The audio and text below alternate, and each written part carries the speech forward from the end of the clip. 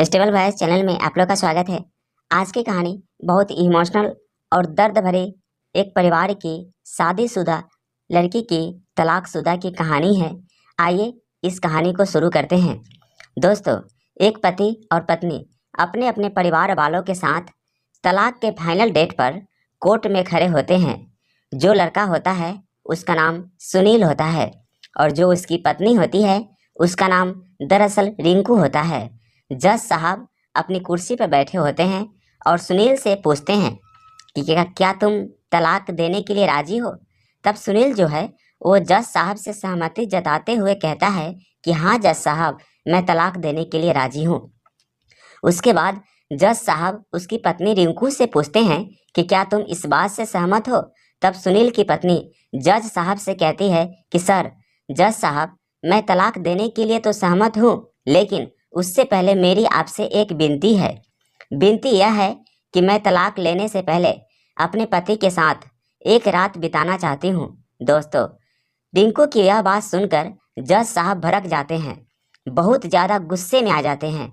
जज साहब रिंकू से कहते हैं कि 5 सालों से तुम्हारे तलाक का जो केस है वह कोर्ट में चल रहा है और पिछली बार मैंने तुमको 8 महीने का समय दिया था ताकि तुम अच्छे से सोच सको, समझ सको कि तुमको तलाक देना है या नहीं देना है। मैंने तुमको यह भी कहा था कि अगर तुम अपना फैसला नहीं बताओगी तो जब नेक्स्ट टाइम तुम्हारी जब तारीख लगेगी तो जो मैं फैसला सुनाऊंगी उस फैसले पर तुमको अमल करना होगा। लेकिन दोस्तों, जो जज साहब थे वो भी एक इंसान थे और वो पति पत्नी की भावनाओं को समझ सकते थे। इसलिए वो चाहते थे कि शायद एक दिन अगर इन दोनों को दे दिया जाए तो हो सकता है कि इन दोनों की ज़िंदगी फिर से संवर जाए और दोनों एक साथ रहने लगे। यही सब सोचकर जज साहब रिंकू को उसके पति के साथ एक रात बिताने के लिए इजाज़त दे देते हैं और ये भी कहते हैं कि कल सुबह कोर्ट में 11 बजे तुम लोग फिर से यहाँ पर हाजिर होना। उसके बाद मैं अंतिम फैसला अपना सुनाऊंगा। लेकिन दोस्तों, इतना सब सुनने के बाद जो रिंकी के घर वाले कोर्ट में उसके साथ आए थे वो लोग रिंकू को भला बुरा कहने लगते हैं। लेकिन तभी जज साहब रिंकू के परिवार वालों से कहते हैं कि आप लोगों को 5 साल का टाइम दिया था ताकि आप लोग अपनी बेटी को अच्छे से समझा सको, लेकिन आप लोग कोर्ट में इतना ताना मार रहे हैं, यह तो गलत बात है। आप लोग को घर पे इसको समझाना चाहिए था। जब आप लोग घर पे नहीं समझा पाए तो यहाँ कोर्ट में समझाने का कोई मतलब नहीं है। अब जो भी फैसला होगा वो रिंकू करेगी। उसको अपने पति के साथ रहना है या नहीं रहना है, क्योंकि रिंकू को अपनी ज़िंदगी जीने का पूरा अधिकार है।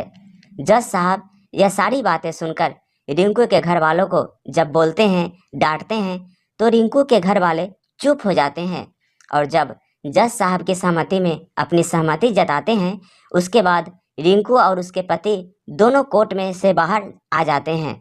दोनों बाहर आने के बाद रिंकू अपने सुनील यानी कि अपने पति सुनील से कहती है कि तुम मेरे साथ एक रात बिताना चाहो या ना चाहो, लेकिन यह कोर्ट का आदेश है तो तुम्हें मेरे साथ एक रात बिताना ही पड़ेगा।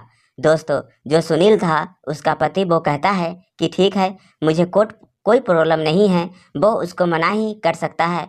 उसके बाद जो रिंकू है वो सुनील से कहती है कि आज की जो रात है वो हम दोनों घर पे नहीं बिताएंगे, बल्कि हम लोग होटल के एक रूम में बिताएंगे। उसके बाद जो रिंकू है वो सुनील से कहती है कि मैं तुम्हें एक बात बता दूंगी और तुम वहाँ पर आ जाना और मैं फ़ोन करके बता दूंगी कि तुमको कितने बजे वहाँ पे आना है। उसके बाद दोस्तों, रिंकू जो है वो एक होटल का रूम बुक करती है और रूम बुक करने के बाद सुनील को फ़ोन करती है और कहती है कि ठीक 6 बजे तुम होटल पर पहुँच जाना। इतना बोलने के बाद फ़ोन रख देती है और जैसे ही शाम के 6 बजते हैं सुनील को भी रिंकू से मिलने का बहुत ज़्यादा मन हो रहा था। तो सुनील ज़्यादा समय ना बिताते हुए ठीक 6 बजे के आसपास वो उस होटल पर पहुंच जाता है। लेकिन दोस्तों, जब सुनील होटल के रूम में अंदर जाता है तो वो रिंकू को अंदर देखता ही नहीं है। होटल के अंदर रिंकू थी ही नहीं, वो खाली कमरा पड़ा हुआ था। वहाँ पर वो 20 से 25 मिनट तक बैठ के इंतज़ार करता है। उसके बाद रिंकू आती है, लेकिन जब रिंकू आती है तो वो पूरी तरह से दुल्हन के कपड़े में आती है, सज के आती है, सवर के आती है, लाल साड़ी पहन के आती है। एकदम जो भी उसका नकाब था पूरे दुल्हन की तरह सज सवर के आई थी। लेकिन जो सुनील था वह रिंकू को देखकर कुछ भी मतलब रिएक्ट नहीं करता है। ऐसा लग रहा था जैसे रिंकू को देखकर वह बिल्कुल भी खुश नहीं था। उसके बाद रिंकू जो थी वह सुनील के करीब जाती है और बेड पर उसके साथ बैठती है और बैठकर उससे पूछती है कि क्या तुम ठीक हो। सुनील उसकी बातों का जवाब नहीं देता है। फिर थोड़े और करीब जाके रिंकू उससे बातचीत करने की कोशिश करती है और उसके कान में धीरे से कहती है कि आज की रात सिर्फ तुम्हारे लिए मैं यहाँ पर आई हूँ। जो तुम्हारा मन करे तुम मेरे साथ कर सकते हो।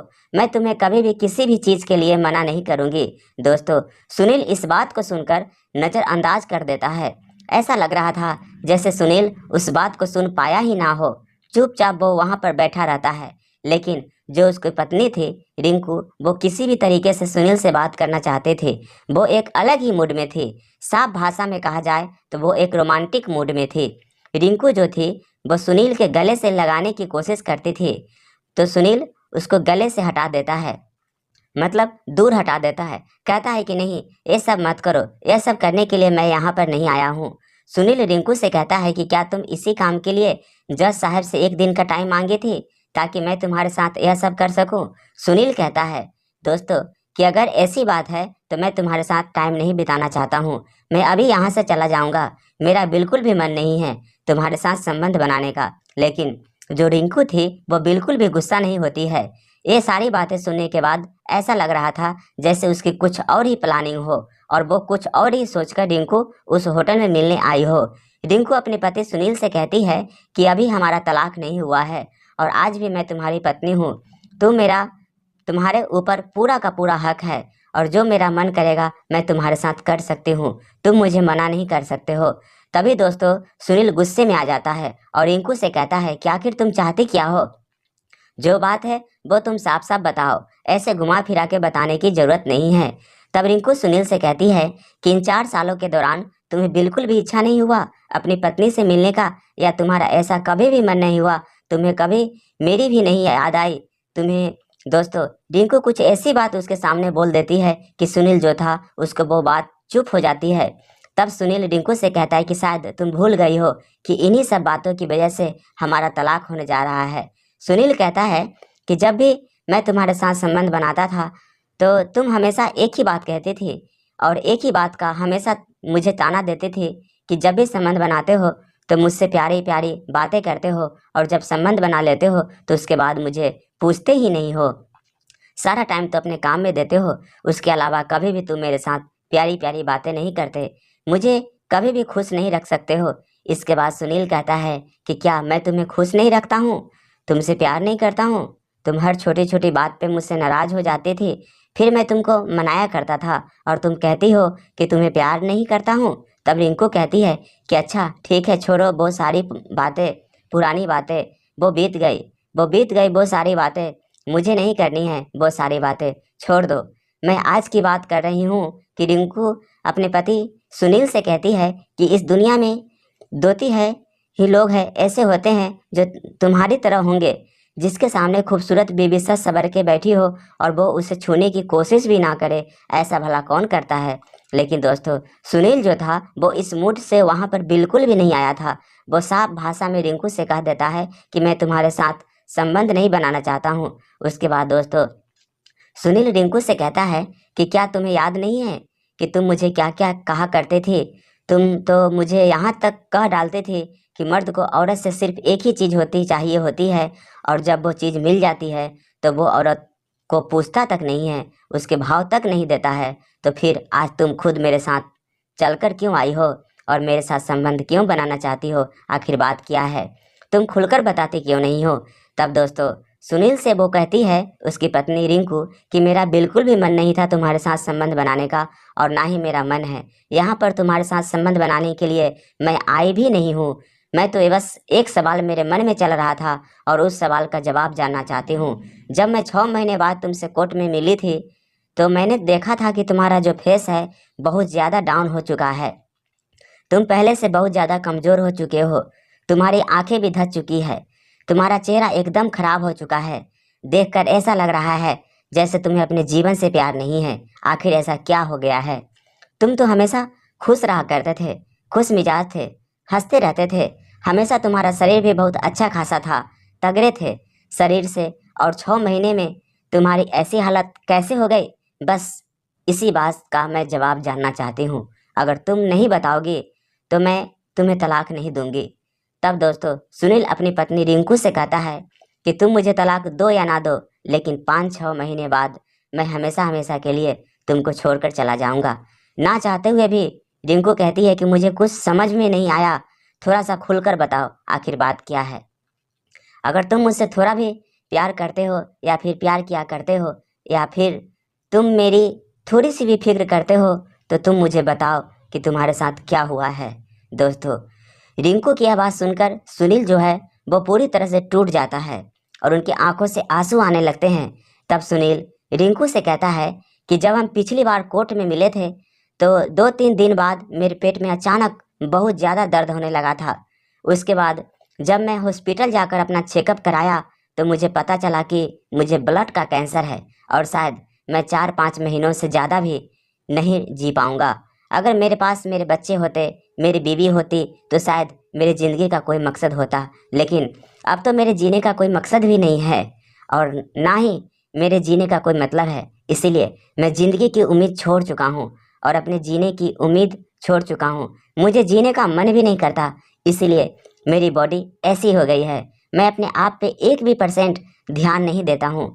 दोस्तों जब यह बात रिंकू को पता चलती है कि सुनील को ब्लड कैंसर है तो यह बात सुनकर वह बहुत ज़्यादा परेशान हो जाती है। रिंकू की आंखों से आंसू आने लगते हैं और वह लगातार सुनील की तरफ देखती ही रह जाती है।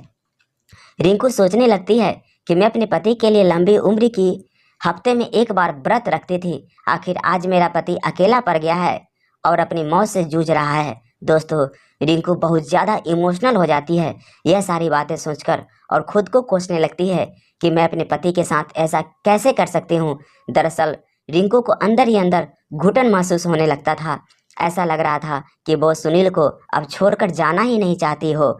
उसके बाद तुरंत सुनील के करीब जाती है और उसके गले लिपटकर जोर जोर से रोने लगती है। लेकिन दोस्तों सुनील उसको गले नहीं लगाता है, बस चुपचाप वो बैठा रहता है और वो उसको छूने की कोशिश भी नहीं करता है, क्योंकि सुनील ने सोच रखा था कि अब 5 महीने बाद उसकी मृत्यु हो जाएगी तो अपनी बीवी के साथ रहने में उसकी भलाई नहीं है, क्योंकि अगर वो मर जाएगा तो उसकी बीवी अकेली पड़ जाएगी, उसकी भी देखभाल करने वाला कोई नहीं होगी। यही सब सोच के वो अपनी पत्नी से तलाक देना चाहता था। वो उस पर कोई भी ऑब्जेक्शन उठाना नहीं चाहता था। दोस्तों उसके बाद सुनील अपनी पत्नी रिंकू से कहता है कि अब तो तुम्हें पता चल गया ना कि मैं इतना ज़्यादा क्यों परेशान रहता हूँ, मैं इतना ज़्यादा पतला क्यों हो गया हूँ, मेरी तबीयत इतनी ख़राब क्यों है। तुम मुझसे पूछी हो, मैंने तुम्हें सारी बातें बता दिया, क्या अब मैं यहाँ से जा सकता हूँ। तब रिंकू कहती है कि नहीं, अभी नहीं, तुम सुबह के 7 बजे तक मेरे साथ यहाँ पर रहोगे और ये मेरा नहीं, हमारे जज साहब का ऑर्डर है। उसके बाद हम लोग 11 बजे कोर्ट में फिर से जाएंगे अपना बयान देने। दोस्तों रिंकू सुनील से फिर से एक बार कहती है कि तुम्हारे पास एक मौका और है, तुम चाहो तो मेरे साथ कर सकते हो, तुम्हें कुछ नहीं बोलूँगा। यानी कि साफ भाषा में कहा जाए तो वो फिजिकल होने की बातें कर रही थी। लेकिन दोस्तों जो सुनील था उसका मूड बहुत ज़्यादा ख़राब था। वो साफ मना कर देता है और कहता है कि नहीं, मैं तुम्हारे साथ यह सब करने के लिए यहाँ पर नहीं आया था। उसके बाद दोनों बेड पर लेट के और सो जाते हैं और अपने अपने अतीत की सारी बातें याद करने लगते हैं, जो दोनों एक दूसरे के साथ समय बिताए थे, जो अच्छे मूवमेंट होते हैं, जो एक दूसरे के बीच में लड़ाई झगड़ा किए थे, वो छोटी छोटी बातें वो लोग सोच के एक दूसरे से बातचीत करने लगते हैं। और जब पुरानी बातें को वो लोग याद करते हैं तभी उन दोनों के बीच में बहुत ज़्यादा लड़ाई हो जाती है और लड़ाई होने के दौरान दोनों बेड पे अलग अलग करने के अलग अलग साइड्स हो जाते हैं। लेकिन दोस्तों दोनों को नींद नहीं आ रही थी रात को और दोनों के मन में काफ़ी ज़्यादा बातें चल रही थी और दोनों एक दूसरे की बातों को सोच रहे थे, लेकिन एक दूसरे से कभी बात नहीं कर रहे थे। देखते ही देखते दोस्तों सुबह के 5 बज जाते हैं। सुबह के 5 बजने के बाद रिंकू सुनील से कहती है कि अब यहाँ से निकलने का टाइम हो गया है और आज के बाद दोबारा कभी भी मैं तुमको नहीं मिल पाऊँगी। आज हम दोनों हमेशा हमेशा के लिए अलग हो जाएंगे। लेकिन दोस्तों रिंकू सुनील से कहती है कि अभी भी हमारे पास टाइम है, अगर तुम चाहो तो मैं तुम्हें 1 घंटा और दे सकती हूँ। अगर तुम्हें कुछ करना है कहना है तो तुम कह सकते हो, कुछ बात कर सकते हो। लेकिन दोस्तों सुनील इस बार भी उसको मना कर देता है और कहता है कि मुझे कुछ नहीं कहना है, मुझे कुछ नहीं बात करना है। तब रिंकू सुनील से कहती है कि ठीक है, अब हम दोनों 11 बजे कोर्ट में मिलेंगे। उसके बाद हमारी ज़िंदगी का फैसला हो जाएगा और हम दोनों के रास्ते जो है वो अलग अलग हो जाएंगे। उसके बाद दोनों होटल से निकलने के बाद अपने अपने घर चले जाते हैं और ठीक 11 बजे रिंकू और सुनील अपने अपने परिवार वालों के साथ कोर्ट में जज साहब के सामने खड़े होते हैं। दोस्तों, जो जज साहब थे उनको ऐसा लग रहा था कि शायद ये दोनों एक दूसरे के साथ एक रात बिता कर आए हैं, तो हो सकता है कि इन दोनों का जो तलाक का मामला है वह कैंसिल हो जाए और दोनों का मन बदल जाए और दोनों एक दूसरे से तलाक ना ले। इन दोनों को एक मौका मिल जाएगा और दोनों एक साथ ज़िंदगी भर रहेंगे तो अच्छा लगेगा। जज साहब भी यही चाहते थे। यही सब सोचते सोचते वो सुनील से पूछते हैं कि क्या तुम अभी भी तलाक देना चाहते हो। तब सुनील कहता है कि जज साहब, हाँ, मैं तलाक देना चाहता हूँ। जब यह बात जज साहब सुनते हैं तो वह थोड़ा सा हैरान हो जाते हैं और जज साहब सोचते हैं कि शायद रिंकू भी यही कहे कि हाँ जज साहब, मुझे तलाक लेना है। लेकिन फिर भी जज साहब का यह नियम था कि दोनों से पूछना ही पड़ेगा। तब जज साहब रिंकू से पूछते हैं कि क्या आप बताओगे रिंकू जी, आप अपने पति सुनील से तलाक लेना चाहती है। दोस्तों, रिंकू जो थी वो जज साहब से कहती है कि जब दुख की घड़ी आई है तो मैं इनका साथ कैसे छोड़ सकती हूँ। इनको मैं अकेला कभी छोड़ना ही नहीं चाहती हूँ। रिंकू जज साहब से यह भी कहती है कि जब हमारी नई नई शादी हुई थी तब मैं इनके लिए व्रत रखा करती थी। इनके जीवन की, इनकी लंबी उम्र की कामना करते थे ताकि हमारे पति का जीवन लंबा चले। और आज जब इनके ऊपर संकट आई है तो मैं इनको अकेला कैसे छोड़ सकती हूँ। इसीलिए मैं जज साहब आपसे विनती करती हूँ कि चाहे कुछ भी हो जाए लेकिन मैं इनको तलाक नहीं दूंगी और मैं इन्हीं के साथ रहना चाहती हूँ। तब जज साहब जो थे वो रिंकू से पूछते कि आखिर ऐसी क्या बात है, ऐसी कौन सी बीमारी है जो तुम अपना इतना बड़ा फैसला बदलना चाहती हो। तब रिंकू जो है वो जज साहब से कहती है कि जज साहब, इन 2 दिनों में मैंने कुछ ऐसा देखा है जो शायद मैंने अपनी पूरी ज़िंदगी में नहीं देख पाई थी। वो कहती है कि मेरे पति का ब्लड कैंसर है और इस दुख की घड़ी में मैं अपने पति का साथ देना चाहती हूँ। जब यह बात कोर्ट में जज साहब को पता चलती है और लड़के के घर वालों को पता चलती है कि उसको ब्लड कैंसर है, तो लड़के के घर वाले रिंकू को भला बुरा कहने लगते हैं और रिंकू के ऊपर भड़क जाते हैं। सब लोग बोलो कहते हैं कि जब तुम्हें पता है कि ब्लड कैंसर हो गया है और 4-5 महीने के बाद उसकी मौत हो जाएगी और वो जीवित ही नहीं रह पाएगा, तो तुम उसके साथ रहने के लिए क्यों परेशान हो। यहाँ तक कि रिंकू के घर वाले में कोर्ट में रिंकू से यह भी कहते हैं कि हम लोग तुम्हारी शादी कहीं और करा देंगे, उससे अगर साथ रहोगे तो तुम्हारी ज़िंदगी बर्बाद हो जाएगी, तुम उससे शादी मत करो, हम लोग तुम्हारी शादी कहीं और करवा देंगे। लेकिन दोस्तों, जो रिंकू थी वो अपने माता पिता को मना कर देती है और कहती है कि मैं सुनील के ही साथ रहना चाहती हूँ। अगर आज मैं सुनील के साथ उसके साथ घर नहीं गई तो ज़िंदगी में कभी भी मैं अपने आप को माफ़ नहीं कर पाऊँगी, हमेशा ज़िंदगी भर खुद को कोसती रह जा पाऊँगी। वो अपनी मम्मी और पापा से कहती है कि आप लोग हमें छोड़ दीजिए, मैं इनके साथ अपनी ज़िंदगी बिता लूँगी। दोस्तों, ये सारी बातें सुनील सुन रहा था और सुनने के बाद उसके आंखों से आंसू आ गए थे। देखते देखते वह कोर्ट के फर्श पर बैठकर जोर जोर से चिल्ला चिल्ला कर रोने लगता है। दरअसल सुनील जो था वो पूरी तरह से टूट चुका था क्योंकि अंदर ही अंदर वो खुद को घुटने महसूस कर पा रहा था। तभी रिंकू जो थी वो सुनील को उठाती है और उसको गले लगाती है और लगाकर कहती है कि रोने का कोई मतलब नहीं है, अब तुम रोना बंद करो, तुम्हारे ज़िंदगी का मकसद जो है वो मिल चुका है, मैं तुम्हारे साथ अब रहूँगी, तुम बिल्कुल भी अब मत रोना, अब रोने की कोई ज़रूरत नहीं है। दोस्तों, यह सब देखने के बाद जज साहब बहुत ही ज़्यादा खुश हो जाते हैं क्योंकि जज साहब यही सोचकर कोर्ट में आए थे कि आज मैं फैसले में ये सुनाऊंगा कि दोनों एक दूसरे के साथ रहेंगे, दोनों का तलाक नहीं होगा। और फाइनली भगवान की भी यही मर्जी थी और इन 4 सालों बाद आज कोर्ट में जब फैसला सुनाया गया तो फैसला वो नहीं हुआ जो लोग चाहते थे, फैसला उसके ठीक अपोजिट हुआ। फैसला तलाक का नहीं हुआ बल्कि फैसला यह हुआ कि दोनों एक साथ रहेंगे। इस बात से जज साहब बहुत खुश थे और इसी उम्मीद थी जज साहब को। दोस्तों, रिंकू और सुनील दोनों एक दूसरे के साथ फिर से पहले जैसा रहने लगे हैं और रिंकू अपने पति सुनील के साथ घर चली जाती है और अपने पति को देखभाल करने लगती है। दोस्तों, यह कहानी आपको कैसी लगी हमें आप लोग कमेंट बॉक्स में ज़रूर बताइएगा, क्योंकि मैं आप सभी लोगों का एक एक कर पढ़ता हूँ और जिसका रिप्लाई देने का मन करता है मैं रिप्लाई देता हूँ। तो मैं चाहता हूँ कि आप लोग एक प्यारा सा कमेंट करिएगा, मैं आपके कमेंट का रिप्लाई ज़रूर दूंगा। फिलहाल आज की इस वीडियो में इतना ही। वीडियो पसंद आए तो वीडियो को लाइक और चैनल को सब्सक्राइब ज़रूर कीजिएगा। आपको बहुत बहुत धन्यवाद।